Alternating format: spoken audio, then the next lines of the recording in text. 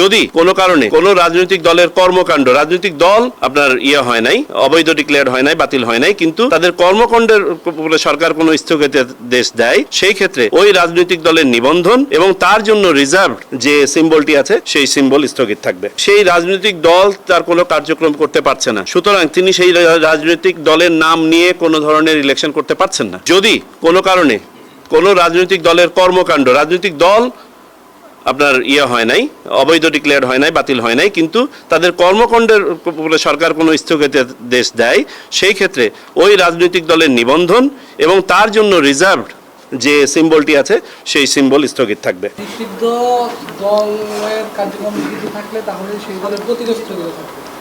নিষিদ্ধ দলের পোস্টের নেতারা কি নির্বাচনে অংশ নিতে পারবেন কিনা, এই বিষয়ে কি তিনি এটা তো প্রশ্নটাই আপনার প্রাসঙ্গিক নয়। সেই রাজনৈতিক দল তার কোনো কার্যক্রম করতে পারছে না, সুতরাং তিনি সেই রাজনৈতিক দলের নাম নিয়ে কোনো ধরনের ইলেকশন করতে পারছেন না, সেটা সময়ই বলে দিবে।